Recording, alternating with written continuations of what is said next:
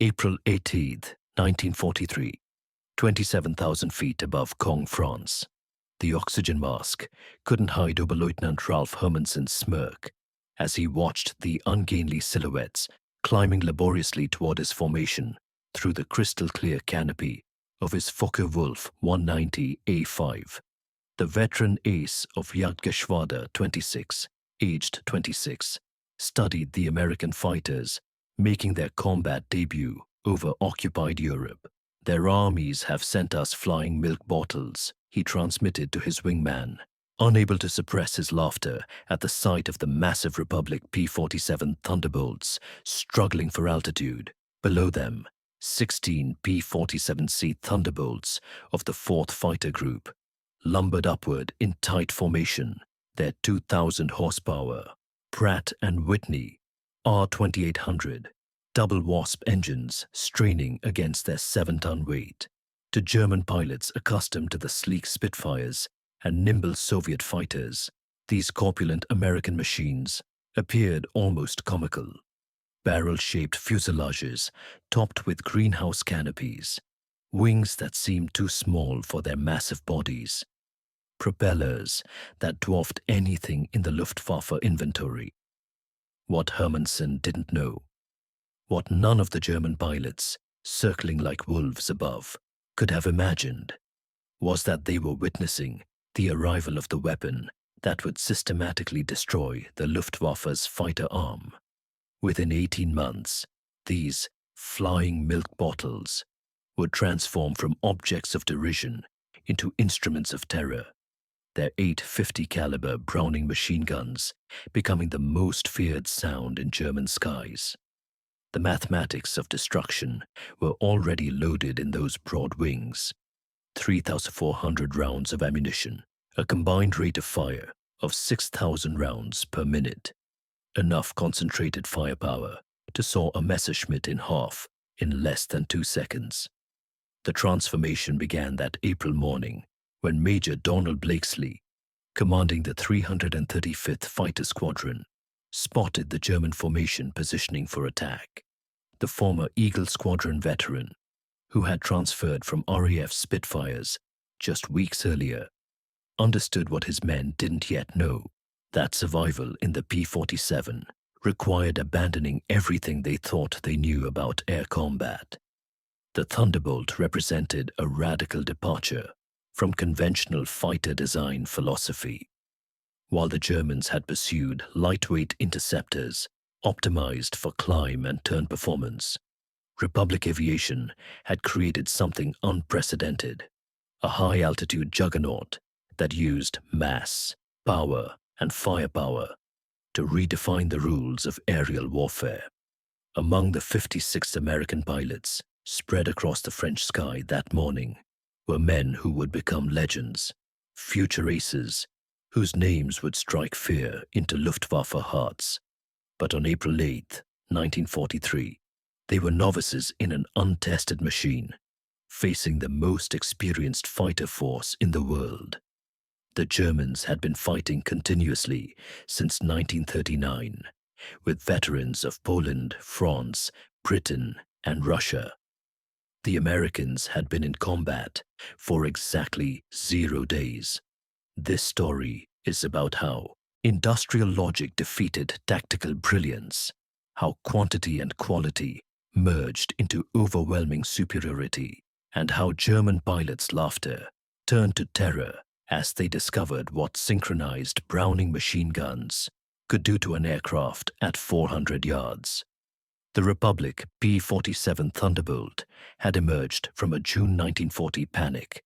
As German fighters swept across France, Alexander Kartveli, Republic Aviation's Georgian-born chief designer, received urgent specifications from the U.S. Army Air Corps. They wanted a high-altitude interceptor capable of matching the Luftwaffe's best. What Kartveli designed instead was a monster that redefined the possible. "It will be a dinosaur," Kartveli admitted to his design team. "But it will be a dinosaur with good proportions." The XP-47B prototype that first flew on May 6, 1941, shocked everyone who saw it. At 9,900 pounds empty, it weighed 65% more than its predecessor, the P-43 Lancer. The massive turbo supercharger system, with its complex ducting running through the rear fuselage, gave it an almost pregnant appearance. Test pilots approaching it for the first time invariably asked the same question. This thing actually flies. Not only did it fly, it flew like nothing else at altitude. The Pratt & Whitney R2800 double wasp engine, an 18-cylinder radial producing 2,000 horsepower, could maintain full power at 27,000 feet, where German fighters gasped for air. The turbo supercharger, fed by exhaust gases, delivered sea-level performance in the stratosphere, where the air was too thin for conventional superchargers. Major Hubert Hub Zemke, commanding the 56th Fighter Group, training at Bridgeport, Connecticut, initially despised the aircraft. His unit lost 18 pilots and 41 aircraft in training accidents between September 1942 and January 1943. The P-47 killed more Americans in training than Germans would in the first months of combat. It ground-looped on landing, torque rolled on takeoff, and dove with such enthusiasm that pilots discovered compressibility, their controls freezing as shock waves formed on the wings. But those who mastered it discovered something extraordinary. Lieutenant Robert Johnson, a farm boy from Oklahoma, who would become one of America's top aces with 27 victories, described his first flight. It was like strapping yourself to a locomotive. The power was unbelievable. You didn't fly it, you aimed it. The first combat encounters in April and May 1943 confirmed every German prejudice. The P-47s couldn't turn with the Focke-Wulf 190s, couldn't climb with the Messerschmitt 129s, couldn't match their nimble handling at medium altitudes. Luftwaffe pilots quickly developed tactics to exploit these weaknesses, attacking from below where the heavy Thunderbolts struggled, forcing turning fights where agility mattered more than firepower. Hauptmann Josef Bips Priller, commanding officer of Jagdgeschwader 26, reported to headquarters after his first encounter, "The new American fighter is meat, is for the slaughter. It flies like a truck, turns like a freight train, and climbs like a pregnant cow. Our boys are calling them Indians, fat targets pretending to be warriors." The statistics seem to confirm German confidence. In their first month of operations, the American fighter groups lost 14 Thunderbolts for only 3 confirmed German kills. The RAF, observing from their Spitfire squadrons, quietly suggested the Americans might reconsider their choice of mount. British pilots joked that the best evasive maneuver in a P-47 was to unstrap and run around the roomy cockpit. But something strange was happening in those early encounters that German intelligence failed to notice. The P-47s that were shot down had absorbed incredible punishment before falling. One aircraft returned from a May 4th mission with 21 cannon holes and over 100 machine gun strikes, damage that would have disintegrated a Messerschmitt or Spitfire.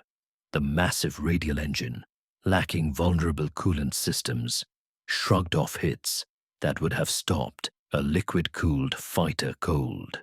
More significantly, when P-47s did get their guns on target, the results were catastrophic. The Thunderbolt's weapons battery created a convergent zone of destruction that German pilots had never experienced. Unlike the rifle-caliber weapons of early war fighters or the cannon with limited ammunition, the American fighter could maintain sustained fire for over 30 seconds, an eternity in aerial combat. The event that would begin changing German perceptions occurred on June 26, 1943, over Lazo, France. It involved 2nd Lieutenant Robert S. Johnson of the 61st Fighter Squadron. and an encounter that would become legendary on both sides of the conflict. Johnson's formation of 48 P-47s was returning from escort duty when they were bounced by 16 Focke-Wulf 190s from Tagsatker Jagdgeschwader 26, led by Hauptmann Wilhelm Ferdinand Wutz-Galland, younger brother of the famous Adolf Galland. The Germans executed a perfect attack, diving from the sun with overwhelming speed advantage. Johnson's Thunderbolt, flying at the rear of the formation, was caught in the crossfire of multiple attackers, taking catastrophic damage in the first seconds of combat. 21 20-milliton cannon shells exploded across his aircraft. The canopy shattered. Hydraulic fluid sprayed into the cockpit. The engine cowling was torn away, and fire erupted behind the instrument panel. Johnson, wounded in the nose and leg by shrapnel and bullet fragments, tried to bail out, but discovered the canopy was jammed. A 20mm shell had exploded in the canopy track, welding it shut. He was trapped in a dying aircraft at 27,000 feet. What happened next defied every assumption about combat damage tolerance. Despite having no forward visibility through the oil-covered windscreen, a barely functioning engine that shook violently, and controls that responded only intermittently, Johnson managed to level the aircraft and pointed toward England. The P-47 continued flying with damage that would have reduced any other fighter to falling debris. Then it got worse. A lone Focke-Wulf 190, flown by an unknown pilot from the 2JG-26, discovered the crippled Thunderbolt, limping toward the channel at less than 170 melt-tetrameters. Historical research has never definitively identified this pilot, though several names have been proposed based on German combat reports from that day. What followed was one of the most extraordinary encounters in aerial warfare history. The German pilot positioned himself behind Johnson's P-47 and opened fire with his 4 20-millimeter cannon and 2 13mm machine guns. Johnson, unable to evade, could only huddle behind his armor plate and pray.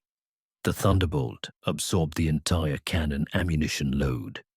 Then the German repositioned and fired again, this time with only his machine guns. The cannon ammunition exhausted, the German pilot pulled alongside, staring in disbelief at the flying wreck. Johnson could see his face clearly, young, blonde, his expression shifting from confidence to confusion to something approaching fear. The German repositioned and emptied his remaining machine gun ammunition into the Thunderbolt. Still, it flew. He pulled alongside again, shook his head in apparent amazement, gave an informal salute, and peeled away, presumably out of ammunition. Johnson's P-47 landed at Manston, with its engine failing on the runway. The crew chief stopped counting bullet holes after reaching 200. One cannon shell had exploded inches from Johnson's head. Another had detonated against the armor plate behind his seat. The engine had taken direct hits. The control cables were partially severed. 3 of the 4 main longerons, the structural backbone of the fuselage, were shot through. Yet, the aircraft had brought him home. The survival of Johnson's aircraft sent shockwaves through both air forces. American engineers studying the wreckage realized they had underestimated their own creation. German intelligence, receiving combat reports from the Jagdgeschwader 26, initially refused to believe it. No aircraft could absorb that much punishment, but testimony from multiple pilots confirmed the impossible. The Thunderbolt had taken everything the Luftwaffe's best fighter could deliver and survived. By July 1943, American pilots were learning to exploit the P-47's true strengths. Lieutenant Colonel Hubert Hub Zemke, the 56th Fighter Group commander, had discovered the secret through brutal trial and error. Don't turn with them, Don't climb with them at low altitude. Use your weight. Use your power. Use your guns. The Thunderbolt's massive weight, initially seen as a disadvantage, became a weapon. In a dive, nothing could catch it. From 30,000 feet, a P-47 could reach 550 miles faster than any German fighter could achieve, even in a vertical dive.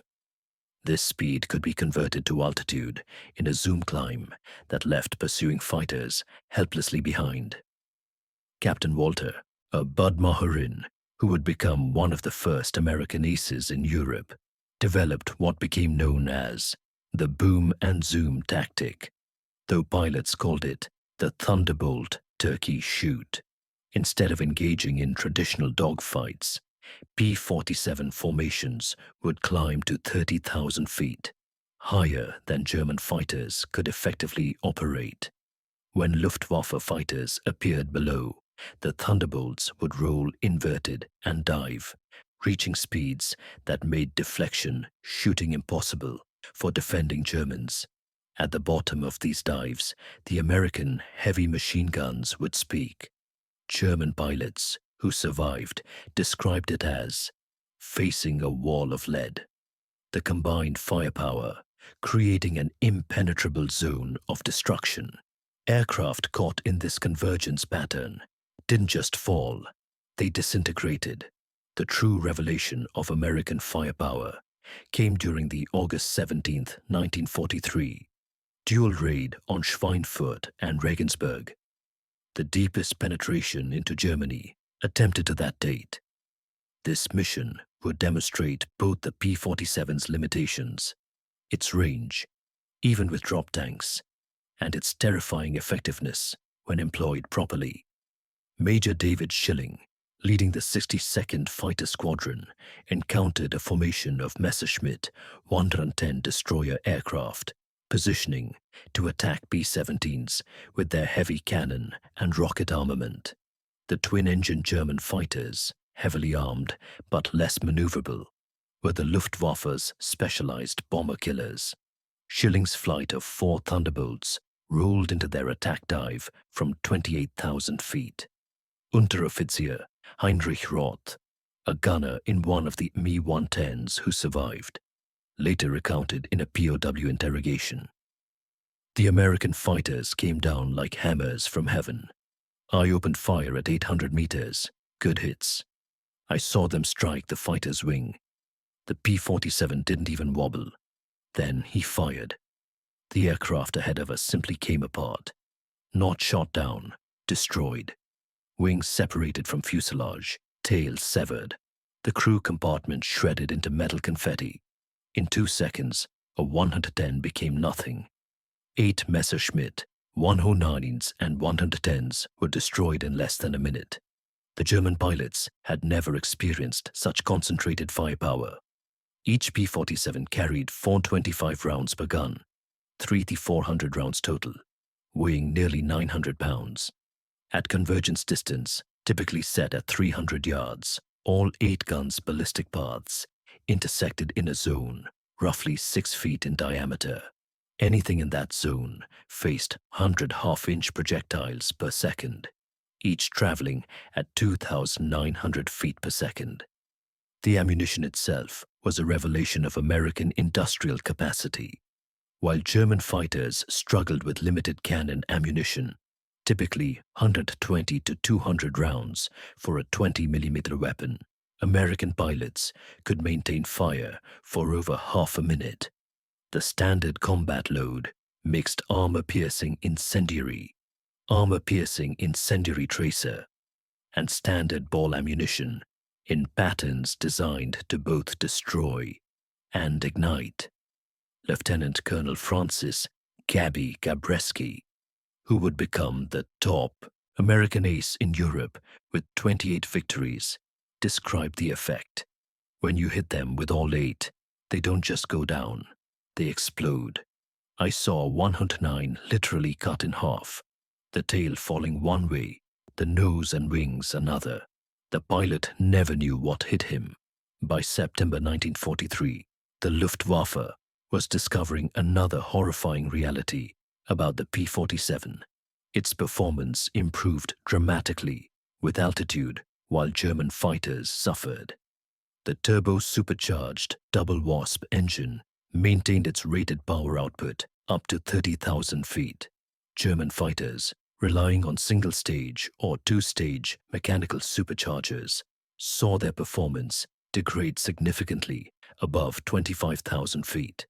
Oberleutnant Hans Philipp, one of Germany's most successful aces with 206 victories, encountered this reality fatally on October 8, 1943, leading Jagdgeschwader 1 against a B-17 formation at 28,000 feet over Bremen. Philipp found his Focke-Wulf 190 A6 sluggish and unresponsive in the thin air. The BMW 801 engine, powerful at medium altitudes, was gasping for oxygen nearly 6 miles above the earth. When P-47s of the 56th Fighter Group dove on his formation from 32,000 feet, the German fighters were sitting ducks.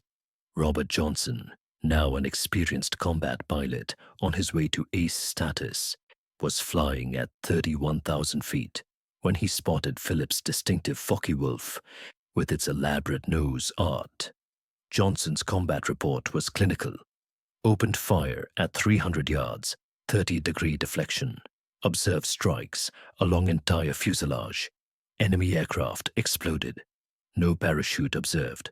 Philipp's death sent shockwaves through the Luftwaffe.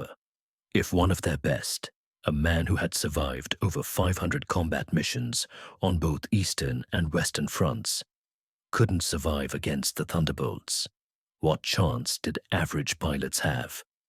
The German High Command ordered an immediate investigation into the P-47's capabilities. The report delivered to Reichsmarschall Hermann Göring in November 1943 was sobering. The Thunderbolt's service ceiling exceeded 42,000 feet, higher than any German fighter could reach. Its dive speed approached the sound barrier. Its armor included a 3 to 8-inch steel plate behind the pilot, 1 to 2-inch bulletproof glass windscreen, and armored deflection plates around the engine. Most disturbingly, its rugged construction allowed it to absorb damage that would destroy 3 conventional fighters and still return home. In January 1944, a new variant of the P-47 began arriving in England that would complete the transformation from laughingstock to nightmare. The P-47D-22 featured a Hamilton standard hydraulic propeller with paddle blades 13 feet in diameter, with broad chord blades that bit into the air like massive oars. The improvement in climb rate was immediate and dramatic. Where earlier Thunderbolts had climbed at an anemic 200 feet per minute at sea level, the paddle blade variants could achieve 3,000 feet per minute, matching or exceeding German fighters at most altitudes. The massive propeller also improved acceleration, allowing P-47s to build energy faster in level flight. Hauptmann Heinz Knoke of Jagdgeschwader 11, a veteran with over 200 combat missions, encountered the new variants in February 1944 during a bomber interception near Hanover. He wrote in his combat diary, "The fat American fighters have learned to climb. We bounced a formation near Hanover, expecting our usual advantage. They turned into us and climbed with us. When we tried to disengage, they followed us up to 30,000 feet. Schmidt was caught and blown apart. Nothing left but smoke and fragments. These are not the same machines we laughed at last year." The paddle blade propeller did more than improve performance. It changed the sound of the Thunderbolt.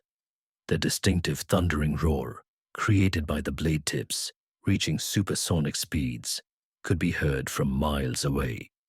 German ground troops reported being able to identify approaching P-47s by sound alone, a deep, threatening rumble that meant death from above. They began calling it Donnerschlag, thunderclap.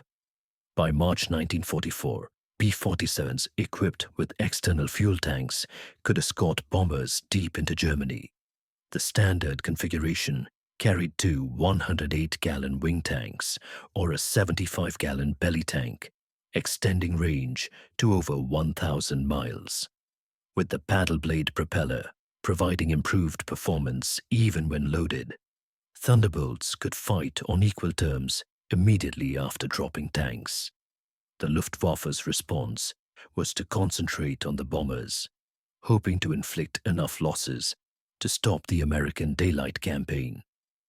But this required flying through the P-47 escort screen, an increasingly suicidal proposition.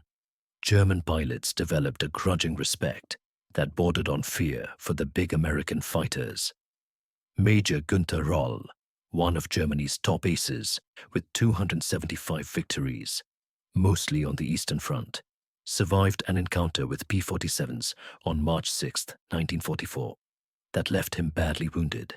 He later recalled in a post-war interview, "We saw them above us, fat silhouettes against the sun. Someone laughed and said, 'Here come the flying pigs.' Nobody was laughing 30 seconds later. They came down like an avalanche, faster than we could react. The first pass destroyed 3 of our fighters, just gone, transformed into burning debris. Their guns didn't fire in bursts like ours. They poured out solid streams of fire. Getting caught in that stream meant instant death." The escort missions revealed another P-47 advantage: endurance. While German fighters operated at maximum power settings that consumed fuel rapidly, the big American radials could cruise efficiently at high altitude. Thunderbolts could remain with the bombers for hours, rotating top cover while maintaining enough fuel for combat and return. As more P-51 Mustangs arrived to take over long-range escort duties in spring 1944, P-47 units increasingly focused on ground attack, a role that would make them the most feared aircraft in the German arsenal. The transition began in earnest in April 1944 as the Allies prepared for the invasion of France. The Thunderbolt's heavy machine gun battery proved equally effective against ground targets. The standard armor-piercing incendiary ammunition could penetrate the top armor of most German vehicles, while the sheer volume of fire could destroy soft targets in seconds. A 2-second burst put a 160 half-inch projectiles into a target area the size of a truck. But it was the addition of bombs and rockets that transformed the P-47 into a true multi-role monster. The D-25 variant could carry 2 1,000-pound bombs under the wings and a 500-pounder under the fuselage, a bomb load equal to early war medium bombers. Later variants added zero-length rocket stubs for 10 5-inch high-velocity aircraft rockets, HVRs, each equivalent to a 105 mm artillery shell.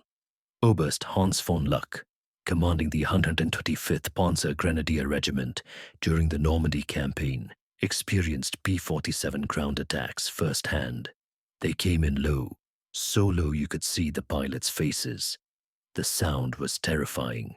Engines roaring, rockets screaming. Then the hammer of those heavy machine guns. A column of our trucks simply ceased to exist. 20 vehicles transformed into burning wreckage in one pass. The psychological effect on the men was devastating. They called them Jabos, fighter bombers. But these were something beyond that. They were flying artillery with the accuracy of snipers. On June 6, 1944, the Luftwaffe discovered how completely the balance of power had shifted. Over 500 P-47s provided air cover for the invasion, creating an impenetrable umbrella over the beaches. German fighters attempting to reach the landing zones were massacred. Oberleutnant Wolfgang Fischer of Jagdgeschwader II, one of only 3 German pilots to reach the beaches that day, reported, "The sky belonged to the Americans." Thunderbolts were stacked from sea level to 30,000 feet. We tried to break through at dawn, 12 fighters from our group. I was the only one to return. The P-47s were waiting at every altitude. You couldn't climb over them, couldn't dive under them. Their guns turned our fighters into aluminum rain. In the weeks following D-Day, P-47s systematically destroyed German movement in daylight. The statistics were staggering. In June alone, 9th Air Force Thunderbolts claimed 651 locomotives, 3,847 trucks, 512 tanks and armored vehicles, and 4,053 horse-drawn vehicles destroyed.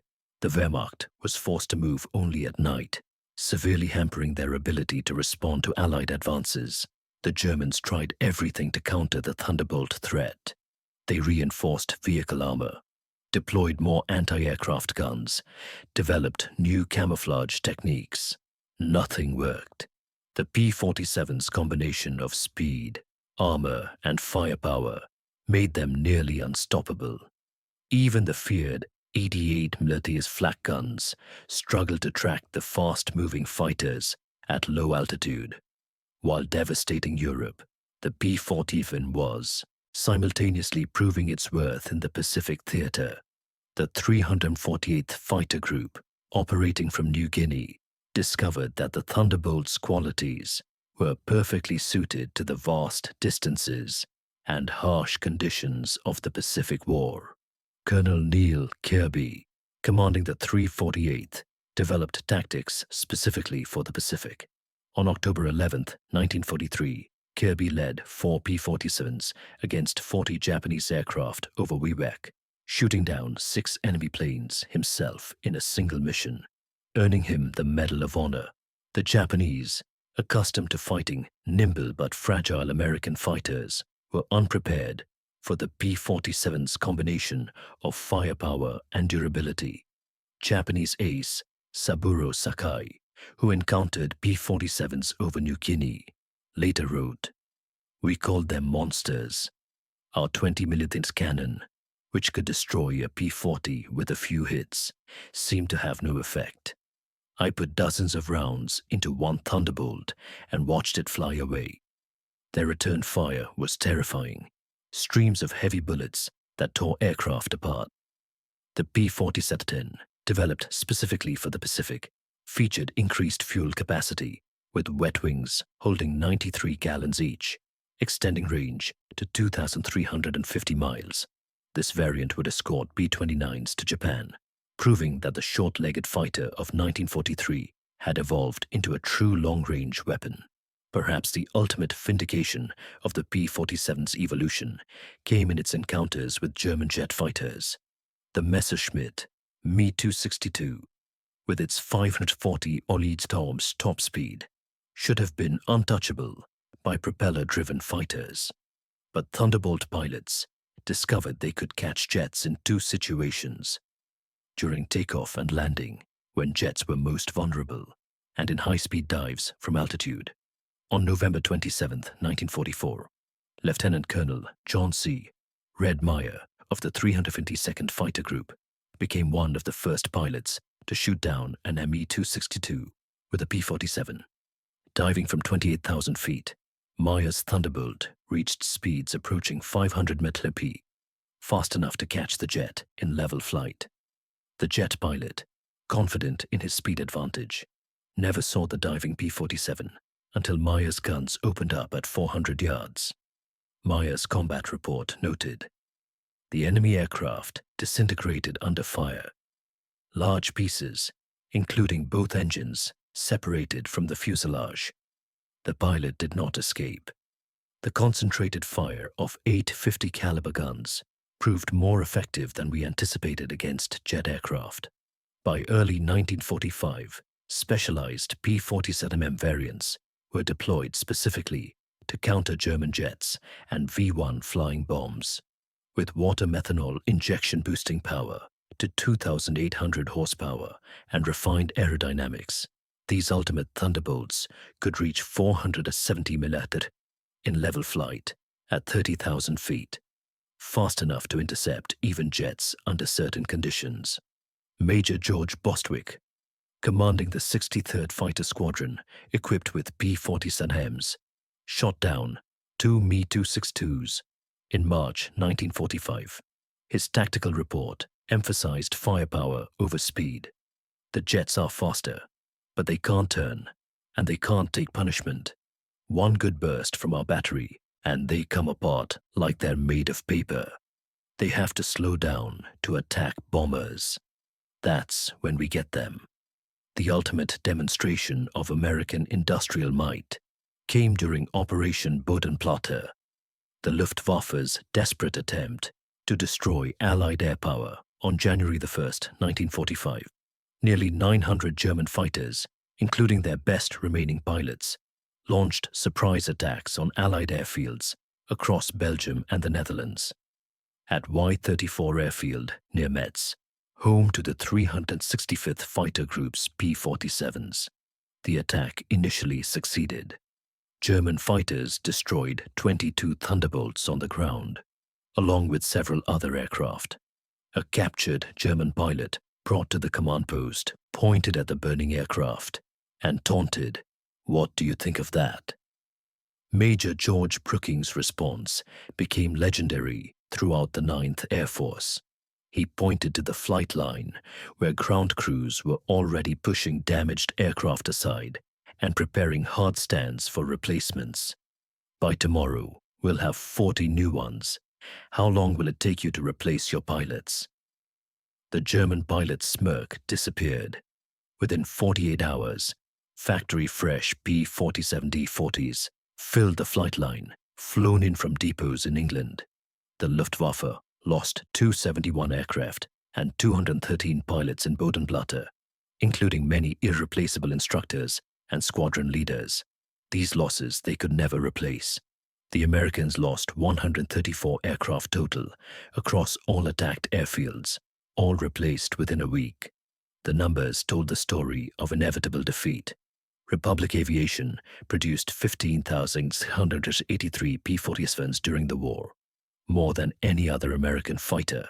At peak production, the Farmingdale factory on Long Island completed 1 Thunderbolt every hour around the clock. The Evansville plant in Indiana, built from empty farmland in 1942, was producing 500 aircraft per month by 1944. Each P-47D required 65,000 individual parts, 8 miles of electrical wiring, 2,000 pounds of aluminum, and 300 pounds of rubber. The engine alone contained 2,400 individual components, machined to tolerances of thousandths of an inch. Yet American workers, many of them women who had never seen an aircraft before Pearl Harbor, assembled these complex machines with precision that exceeded peacetime standards. The ammunition production was equally staggering. Each P-47 sortie required 3,400 rounds of .50 caliber ammunition. With hundreds of Thunderbolts flying daily missions, ammunition consumption exceeded 10 million rounds per month by mid-1944. The Lake City Arsenal in Missouri, one of several ammunition plants, produced 30 million rounds monthly. Each cartridge was manufactured to tolerances measured in 10,000ths of an inch, ensuring reliable feeding through the synchronized gun mechanisms. The fuel consumption was enormous. Each Thunderbolt burned 100 gallons per hour in normal flight, up to 300 gallons in combat with water injection engaged. The 9th Air Force alone consumed over 25 million gallons of aviation fuel monthly by late 1944, all of it shipped across the Atlantic in tankers that were themselves products of American mass production. Even more impressive than aircraft production was pilot training. By 1944, the United States was graduating 30,000 pilots annually from advanced training, more than Germany had trained in the entire war. Each P-47 pilot received a minimum of 400 hours of flight training before entering combat, including 100 hours in advanced fighters. German pilots, by contrast, were entering combat with less than 100 hours total time by war's end. The quality showed in combat. American pilots arrived in Europe trained in formation flying, instrument navigation, gunnery, and tactics. They had practiced against captured German aircraft, understanding their enemy's capabilities and limitations. They knew their aircraft systems intimately, having studied technical manuals that German pilots never received. Lieutenant Eugene Roberts, arriving in England in September 1944, exemplified the American training advantage. I had 420 hours in my logbook, including 75 hours in the P-47. I'd fired at towed targets, practiced deflection shooting, studied gun camera film from actual combat. My first mission, I knew exactly what to do. The German pilot I faced couldn't have had half my experience. It wasn't even a fair fight. In March 1945, Hauptmann Joseph Pips Priller, the same pilot who had mocked the P-47s as pregnant cows 2 years earlier, was interviewed by German propaganda officials seeking to boost morale. His statement, deemed too demoralizing for publication, revealed the complete transformation in German attitudes. The Thunderbolt is the best fighter bomber ever built. Its firepower is unprecedented. Weapons that never jam, never overheat, never run out of ammunition in normal combat. It carries bombs like a medium bomber, fires rockets like artillery, and fights like a fighter when needed. But beyond the machine is what it represents. Unlimited American production. They lose 10. They build 20. We lose 1. It's gone forever. Their pilots arrive better trained than our instructors. They have fuel for training, ammunition for practice, spare parts for everything. We have nothing but courage, and courage without resources is just delayed defeat. We laughed at them in 1943. We are not laughing now. When you hear those guns, you know death has come calling. The sound haunts us, mechanical, precise, unstoppable. Like everything American, it's about overwhelming material superiority. They didn't beat us through better tactics or braver pilots. They buried us under an avalanche of steel and lead. By April 1945, the Luftwaffe existed largely on paper. Fuel shortages grounded most aircraft. Experienced pilots were dead or captured. Airfields were cratered ruins. But even with aircraft and fuel, German pilots faced an impossible equation. Attacking meant facing P-47 formations that owned every altitude, from ground level to 40,000 feet. Feldwebel Klaus Brettschneider, one of the last German pilots trained in 1945, flew exactly one combat mission before the war ended. His encounter with P-47s over Leipzig lasted 12 seconds. I saw them diving from above, 4 Thunderbolts in perfect formation. I tried to turn, but they were too fast. The leader fired from 500 meters. My aircraft shook like it was hit by sledgehammers. The engine exploded, the wings separated. I barely escaped. In the parachute, I watched them destroy my entire staffel. 6 fighters, gone in under a minute. The sky rained burning aluminum and bodies. The psychological impact was complete. German pilots developed what medical officers called jabo fever, physical symptoms of stress appearing when thunderbolts were reported in the area. Veterans who had faced Spitfires and Hurricanes without flinching became physically ill before missions against P-47s. The distinctive thunder of approaching thunderbolts caused panic among ground troops who knew that survival meant finding cover immediately. The final statistics of P-47 operations defied comprehension. In Europe, 3,152 German aircraft destroyed in aerial combat, 3,315 aircraft destroyed on the ground, 86,000 railway cars destroyed, 9,000 locomotives destroyed, 6,000 armored fighting vehicles destroyed, 68,000 trucks destroyed, 60,000 horse-drawn vehicles destroyed in the Pacific, 697 Japanese aircraft destroyed in aerial combat, 150 aircraft destroyed on the ground, Modification 100 vehicles destroyed, 150 locomotives destroyed, countless barges, ships, and installations. The 9th Air Force alone, primarily equipped with P-47s, flew 213,173 combat sorties, dropped 120,000 tons of bombs, fired 135 million rounds of ammunition, and launched 60,000 rockets. The Thunderbolt units achieved a 4.6.1 kill ratio in aerial combat, while maintaining the lowest loss rate of any Allied fighter-bomber. Behind these numbers lay the human cost.